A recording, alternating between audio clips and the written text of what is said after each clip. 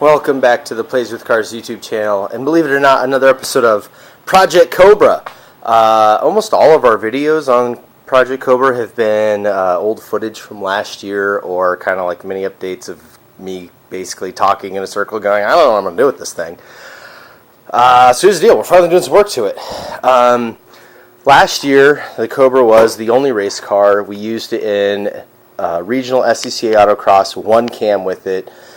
Took it to our first national event. We did the National Pro Solo in Packwood with it. Did great. I took it on a couple of track nights in America.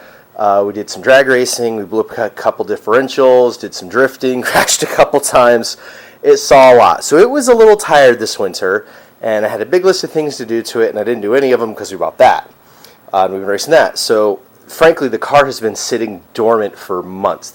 You can see just, and this is embarrassing, just cobwebs all over it and dirt, and it was a shelf there for a while, so it kind of scratched up the paint a bit and whatnot. But anyways, I finally got a reason to get working on it, and that is there's a club I'm in, a local club called Streetcar Syndicate, that's mostly older American cars, but it's basically any street car. And when I say street car, I don't mean like those contrived Discovery Channel shows. I mean actual street cars. No trailers, no trucks, no baloney.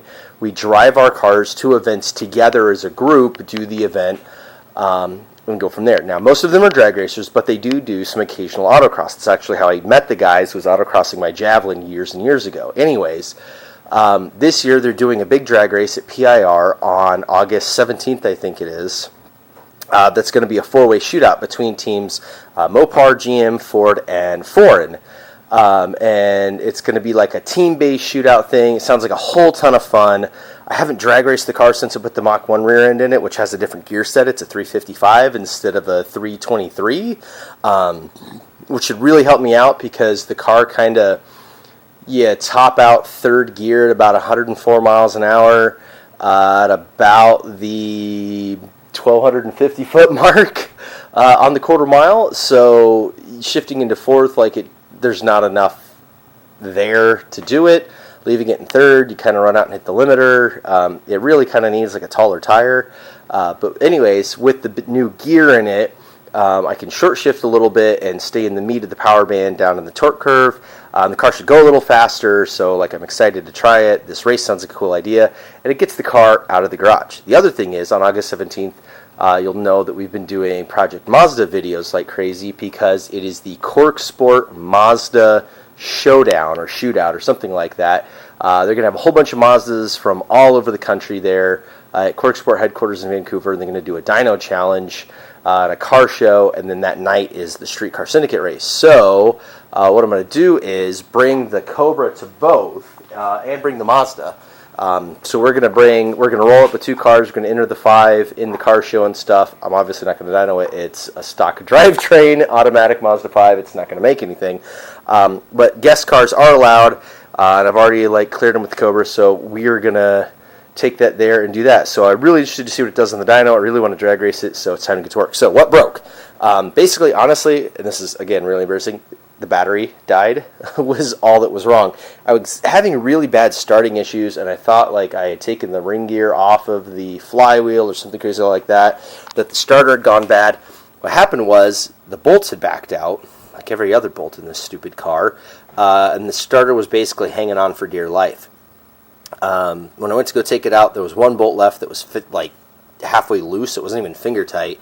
And the starter was kind of hanging in there cockeyed. So I finished taking that bolt out, took the starter out, went and had it tested. It tests perfectly. This is an aftermarket starter. It's actually really super light. It's the PA Performance one. I think this is a gear reduction style. But anyways, Bendix is in good shape.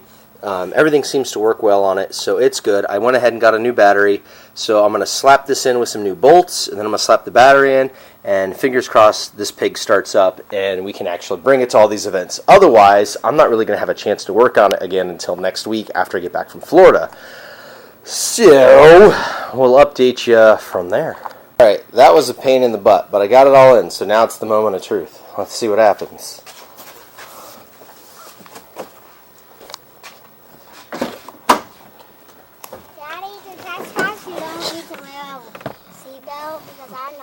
We're just gonna go into the back out into the driveway if it works. We don't even know if it's gonna work. Ready? Fingers crossed. How do you cross your fingers? Ready?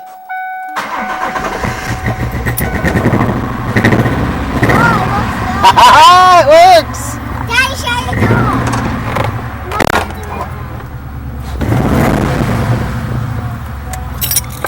Oh yeah! Oh yeah!